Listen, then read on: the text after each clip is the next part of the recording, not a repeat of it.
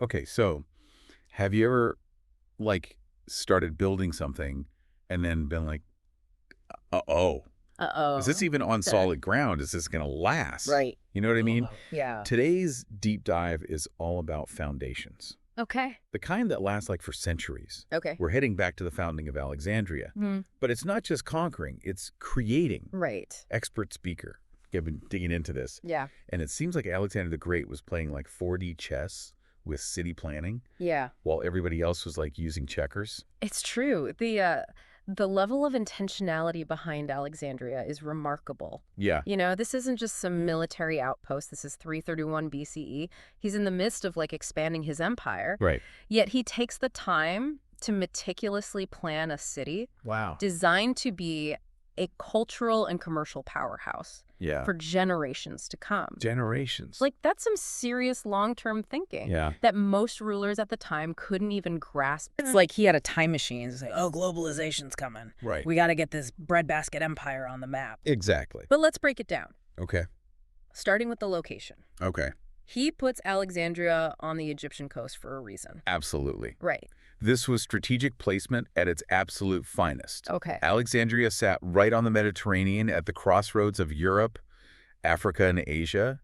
It controlled access to the Nile, Okay. which further expanded trade into Africa and the Middle East. Got it. But it wasn't just about, like, moving goods, right? Right. Imagine the intellectual capital flowing in with all those ships. Right, like a constant influx of new ideas and cultures. Exactly. Did that create conflict, or was it more about blending? It was both, Interesting. and intentionally so. Okay.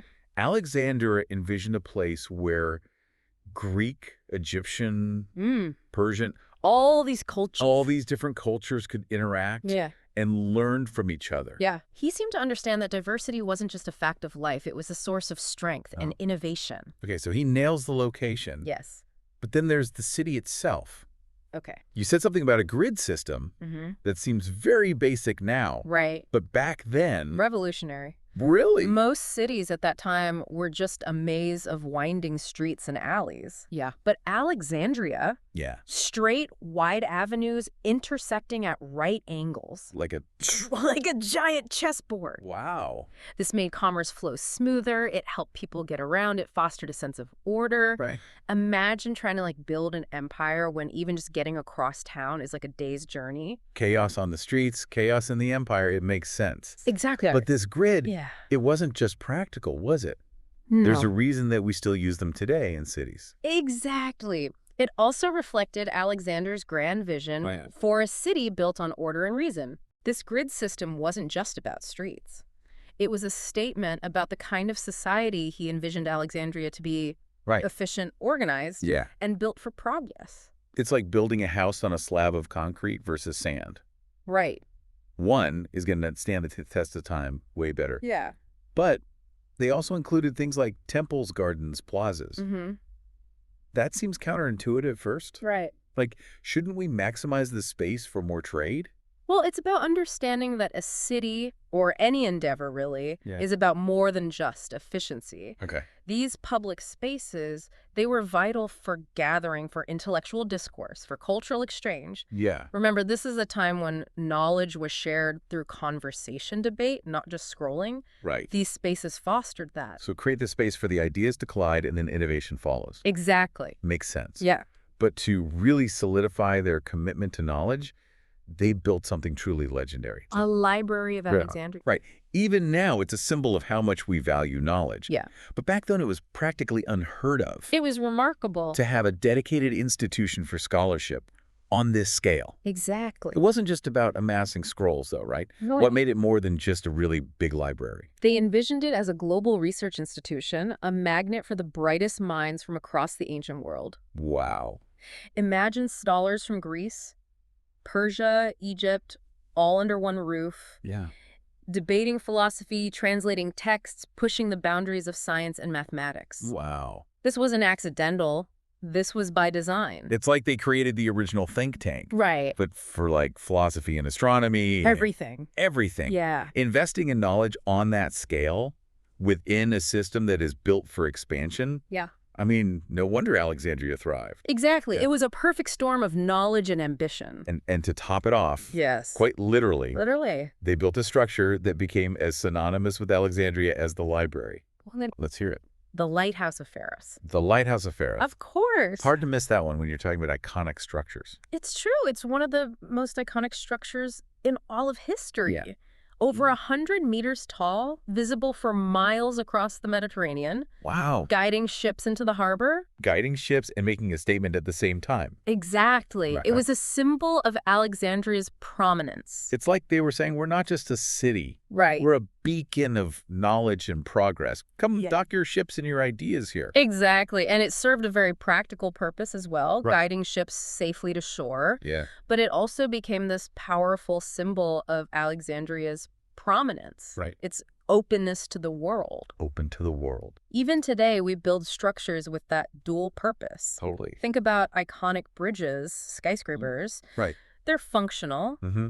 but they also represent aspiration. Form and function intertwined. Exactly. And speaking of intertwining, let's get back to that cultural mix. Yes. This wasn't just people politely coexisting, was it? Not at all. Alexandria was a melting pot, and with that came both challenges and incredible opportunities. Right. It wasn't always easy, but this cultural fusion led to a dynamic exchange of ideas and knowledge that propelled Alexandria's intellectual and artistic growth. Give me an example, like what came out of that blend of cultures. Think about Euclid's Elements, which laid the foundation for geometry as we know it. Right. Or the groundbreaking work at the library, translating and preserving texts from across the ancient world. Wow. Without that spirit of cultural exchange, so much knowledge could have been lost. It's like they took the best ideas from everywhere and amplified them. Exactly. Okay, so we've got strategic location, Mm-hmm. innovative design, Yes. a commitment to knowledge, Absolutely. and this fusion of cultures. It's a recipe for success. What's the takeaway here? It's tempting to think, oh, that was then, this is now. Yeah. But the principles behind Alexandria's success are timeless. Whether you're building a business, a community project, or even just your own life, these are principles that endure. So how do we apply this think like an Alexandrian approach in a world that feels very different? That's a great question. Let's unpack that after a quick break. Sounds good. We'll be right back with more from our deep dive into building for the ages, Alexandria style. We're back and ready to bridge the gap between ancient history Yeah. and your to-do list. Right. We've been talking about Alexandria's founding, Mm-hmm. but what I find really incredible, expert speaker, is that this city didn't just fade after Alexander. Right. It thrived for centuries. It's remarkable. How do you explain that kind of staying power? It's a testament to the strength of the foundation that they laid. I mean, Yeah. think about it. Alexander the Great, he was conqueror, right? Right.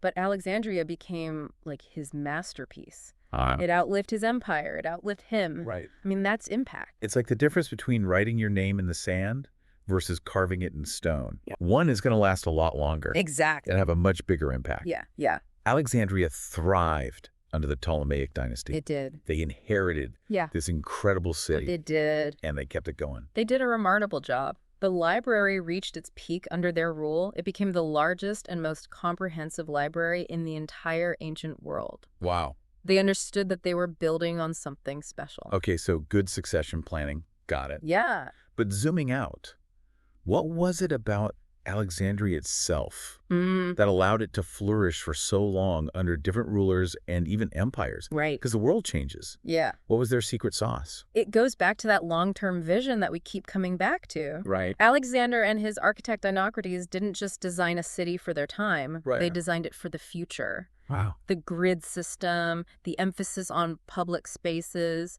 the celebration of knowledge. Yeah. These were all investments that transcended any one ruler or any one era. So it's less about predicting the future and more about building something adaptable enough to handle whatever comes along. Precisely. They created a system that was inherently flexible, Right. a framework that future generations could build upon and adapt to their own needs. Right. That's a powerful concept. Adaptability woven into the city's DNA. And that's something we can apply today, right? Absolutely. The world feels like it's changing faster than ever. Yeah. So how do we build businesses, communities, even our own lives with that kind of resilience baked in? It starts with thinking beyond the immediate. Okay. It's about asking ourselves, what are the foundational elements that will allow this thing to thrive even when circumstances change? What are the core values, the non-negotiables that will guide us? So it's about identifying those pillars that are strong enough to support the structure, even as you're adding floors, changing the decor, adapting to the times. Yes. But back to Alexandria. Okay. We'd be remiss if we didn't talk about the library's destruction. That's considered one of history's greatest tragedies. A huge loss. Why does it still resonate so deeply with us? It represents a loss of potential, of what could have been. Yeah. Imagine the knowledge, the ideas that were lost. It's impossible to even quantify. Exactly. It's a reminder that progress isn't guaranteed. It's something we have to actively protect and nurture. It's like that saying, you don't know what you've got till it's gone. Right. We can look back and romanticize the library, but are we doing enough today to safeguard our own centers of knowledge and culture? That's a question worth considering. But the library's legacy also reminds us of the enduring power of ideas. Okay. Even though the physical structure is gone, the spirit of inquiry, the thirst for knowledge that it embodied, that lives on. And that's a good segue into our next point. Okay. We've gone deep on ancient history. We have. But what I love about these deep dives is finding those timeless lessons. Absolutely. So if our listener could only take away one thing from Alexandria's story and apply it to their life today, what would it be? That's easy, the power of long-term thinking. Okay. We live in a world that is obsessed with instant gratification, with quick wins. But Alexandria reminds us that the truly impactful endeavors, the ones that stand the test of time, are built on a foundation of vision, strategic planning, and a commitment to something bigger than ourselves. Just like Alexander didn't build Alexandria in a day, impactful change takes time and strategy. It's about playing the long game. Yes. Whether it's your career, a relationship, a creative project. You're right. But how do we shift our mindset from what's due next week to what impact do I want to have on the world? It starts with identifying your values. Okay. What's important to you? What kind of legacy do you want to leave behind? Once you have a clear sense of your North Star, you can start making decisions that align with that long-term vision. It's like that quote, "A society grows great when old men plant trees whose shade they know they shall never sit in." I love that quote. It's about recognizing that some of the most meaningful things we do might not bear fruit in our lifetime. Right. And that's okay. Exactly. And it's not just about grand gestures. It's about making choices every day that reflect your commitment to the future, whether that's investing in your education, building a strong community, or simply being mindful of the impact you have on the world around you. It's about thinking beyond our own immediate needs Yes. and embracing a more expansive, future-oriented perspective. Exactly. So how do we take this big, somewhat intimidating idea of building for the ages Great. and make it actionable? Yeah. Let's explore that when we come back for the final part of our deep dive. Don't go anywhere. Okay. So we're back, and we're ready to make building for the ages something you can actually, do. Right. Just a cool concept. Right. So, expert speaker, how do we take like these Alexandrian principles, the long-term vision, Yeah. the adaptability, investing in knowledge, and make those relevant to, say, Right. someone who's just like trying to crush it at their job or build a side hustle? Sure, it starts with a shift in perspective instead of getting caught up in the day-to-day grind. Take a step back and ask yourself, what impact do I want to have in this role? What skills or knowledge can I develop that will not only benefit me now, but also make a difference in the long run? So it's like, instead of just aiming for the next promotion, think about becoming like the go-to expert in your field, the one that people turn to for advice and guidance. Exactly. That's a legacy that extends beyond your job title. Absolutely. It's not just about what you achieve. It's about the impact you have on others. Right. The knowledge you share, the people you mentor. Okay. That's how you create a lasting legacy. So it's about thinking bigger than yourself. Yes. About the impact your work can have on the world. Exact. It's about planting those trees even if you don't get to enjoy the shade. Precisely. And here's the thing. It doesn't require a complete life overhaul. You don't have to quit your job and start a nonprofit. Right. Start small. Right. Identify one area where you can apply this long-term thinking. Okay. Maybe it's committing to learning a new skill, building stronger relationships with your colleagues, or simply being more intentional about the projects you take on. It's about those small, consistent actions. Yes. Those daily choices that add up over time. Exactly. Just like those perfectly aligned streets in Alexandria weren't built in a day. Right. A lasting legacy is built brick by brick. And don't underestimate the power of mentorship and collaboration. Oh, absolutely.